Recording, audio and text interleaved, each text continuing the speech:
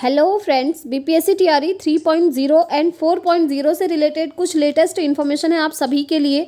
एक बहुत बड़ा अपडेट आपके सामने आया है फ्रेंड्स। बीपीएससी में सेलेक्टेड एक अभ्यर्थी को बर्खास्त कर दिया गया है, यानी कि सेवा से उसको हटा दिया गया है। इसके पीछे का रीज़न क्या है अभी मैं आपको डिटेल में दिखाऊंगी।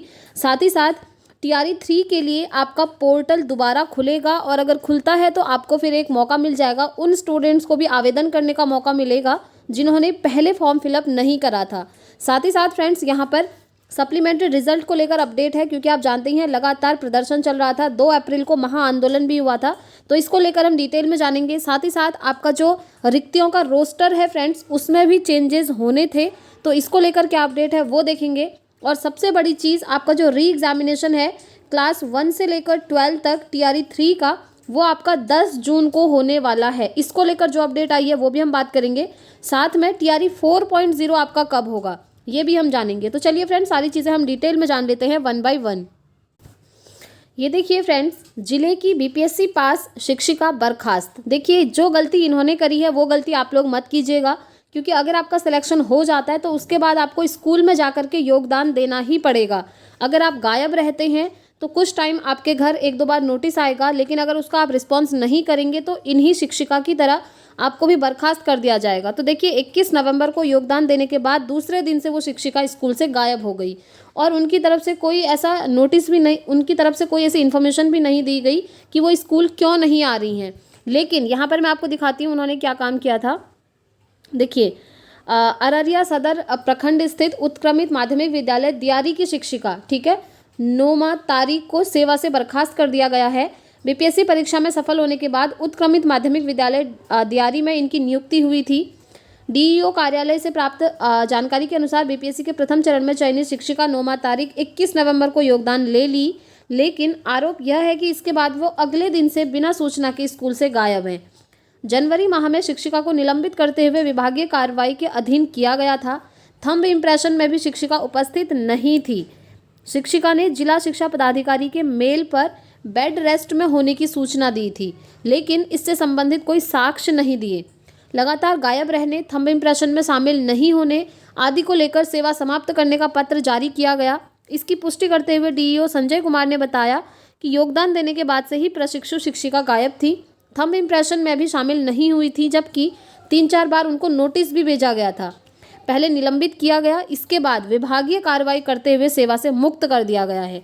देखिए, इस तरह की गलतियां आप लोग बिल्कुल मत कीजिएगा। अगर आपका सिलेक्शन हो जाता है तो स्कूल में जाकर अपना योगदान ज़रूर दीजिएगा, और अगर किसी रीज़न की वजह से आप अगर वहाँ पर ज्वाइनिंग नहीं लेना चाहते हैं तो आप उनको इन्फॉर्म ज़रूर कीजिएगा स्कूल में जाकर कि मेरा ये रीज़न है, इस वजह से मुझे ज्वाइनिंग नहीं लेनी है। ठीक है, ये चीज़ कर लीजिएगा, अदरवाइज़ आपके ऊपर कार्रवाई भी हो सकती है। काफ़ी सारी चीज़ें हैं। अब हम बात करते हैं फ्रेंड्स आपके एग्जामिनेशन डेट को लेकर। टीआरई 3.0 का 1 to 12 का आपका एग्जामिनेशन कब होगा। तो देखिए, अभी जो इन्फॉर्मेशन निकल करके आ रही है वो यही आ रही है कि 10 से लेकर 15 जून के बीच में आपका एग्ज़ाम कंडक्ट हो सकता है। जी हाँ, इसके पीछे का रीज़न क्या है वो भी आप लोग समझिए। रीज़न ये है, सबसे पहले तो आपका जो एग्ज़ाम डिले हुआ है उसके पीछे 2 रीज़न है। पहला तो ये है, आपका पेपर लीक हुआ था, उसके बाद पेपर कैंसिल किया गया। दूसरा रीज़न, बीच में आपका इलेक्शन आ गया है, इलेक्शन की वजह से आपकी डेट फाइनलाइज नहीं हो पा रही है। इलेक्शन भी रीज़न है, साथ में पेपर जो आपका लीक हुआ था उसके बाद ईओयू की टीम जांच में भी लगी है। अब आपका जो पेपर का पूरा प्रोसेस है वो अलग तरीके से, नए तरीके से होगा। एग्जामिनेशन सेंटर भी आपका चेंज होगा, आपका एडमिट कार्ड भी दोबारा आएगा, तो पूरी प्रोसेस नए तरीके से होने वाली है। इसलिए आपका जो एग्ज़ाम है 10 से 15 जून के बीच में होने वाला है। और आप जानते ही हैं, जो चुनाव का पूरा प्रोसेस है इलेक्शन का, वो आपका जून स्टार्टिंग में होने वाला है। ठीक है, जून स्टार्टिंग में आपकी पूरी प्रोसेस कंप्लीट हो जाने वाली है इलेक्शन की। उसके बाद 10 से 15 जून के बीच में आपको टीआरई 3 का एग्ज़ाम देखने को मिलेगा। इसलिए आप लोग अपनी प्रिपरेशन करते रहिएगा, प्रिपरेशन मत छोड़िएगा। अभी टाइम है अप्रैल मई आपके पास। ठीक है, जून का जितना भी दिन बचेगा उसमें तो आपको रिवीजन करना पड़ेगा।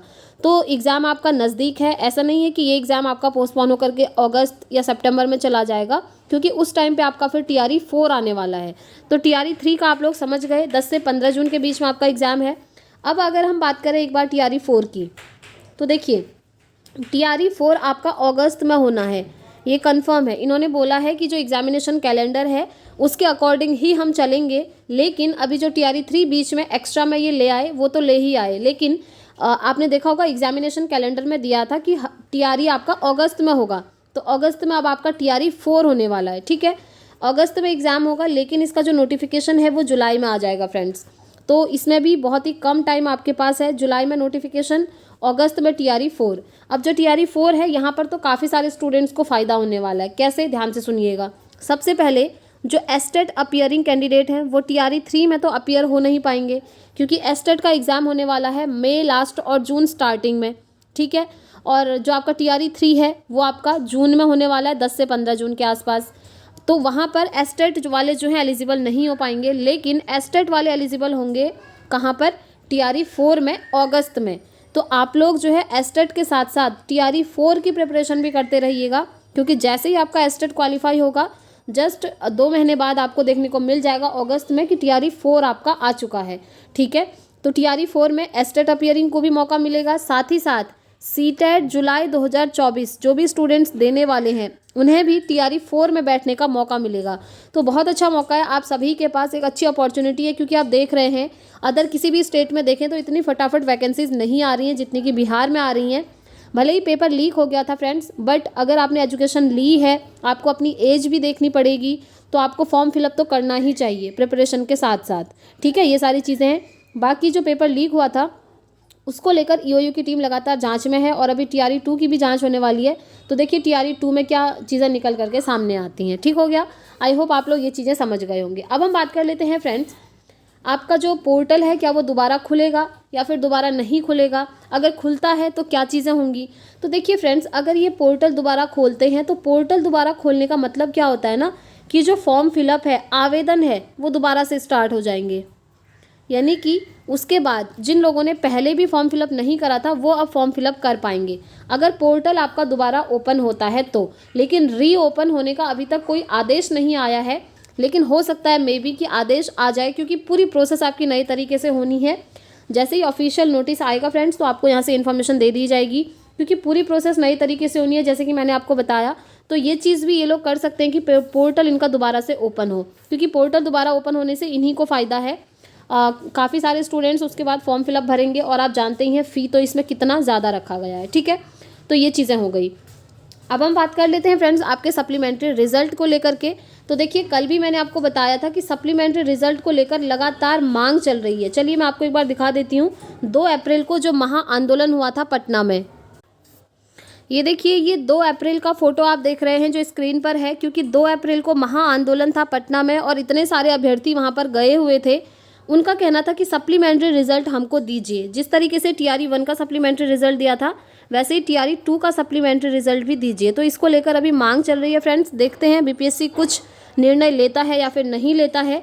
बीपीएससी टीआरई 2.0 के शिक्षा विभाग का सप्लीमेंट्री रिजल्ट जारी करें, क्योंकि अतुल प्रसाद जी ने, यहाँ पर आप देख रहे होंगे लेफ्ट कॉर्नर में, खुद ही ट्वीट करके उस टाइम पर इन्फॉर्मेशन दी थी कि हम सप्लीमेंट्री रिजल्ट पर काम कर रहे हैं, और ये 4 जनवरी का इनका ट्वीट है।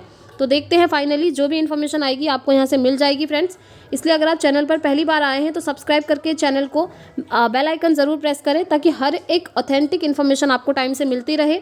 साथ में बीपीएससी की क्लासेस भी हम स्टार्ट करने वाले हैं बहुत जल्द, और सीटेट की तो हमारी चल ही रही हैं डेली इवनिंग 6 बजे। ठीक हो गया। अब अगर हम बात करें फ्रेंड्स, आपका जो रोस्टर आया था रिक्तियों का, क्या उसमें बदलाव संभव है या नहीं है।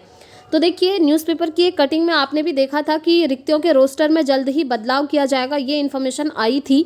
बस एक बार ये इन्फॉर्मेशन आई थी, और उसके बाद इस चीज़ को लेकर बीपीएससी की तरफ से कोई भी ऑफिशियल नोटिस नहीं आया फ्रेंड्स। अब देखते हैं, क्योंकि अब देखिए सारी चीज़ें आपकी न्यू प्रोसेस के साथ होने वाली हैं, तो हो सकता है मे बी कि रिक्तियों के पोस्टर में भी चेंजेस देखने को मिल सकते हैं।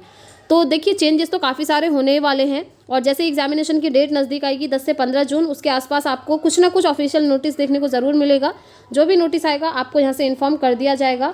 और देखिए अप्रैल, अभी अप्रैल है, और अप्रैल के फर्स्ट वीक में इनकी बैठक होनी है, आयोग की, साथ में शिक्षा विभाग की और जिला प्रशासन की। तो इन तीनों की बैठक के बाद जो निर्णय आएगा उसको लेकर भी आपका अपडेट आएगा, क्योंकि इन्फॉर्मेशन यही है कि अप्रैल के फर्स्ट वीक में। तो हम वेट करते हैं 7 अप्रैल तक, और देखते हैं 7 अप्रैल तक बीपीएससी की ऑफिशियल वेबसाइट पर कोई इन्फॉर्मेशन आती है या फिर नहीं आती है।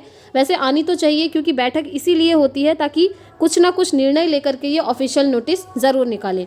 तो आज की वीडियो में इतनी ही इन्फॉर्मेशन थी फ्रेंड्स। वीडियो पसंद आई हो तो लाइक शेयर ज़रूर कीजिएगा।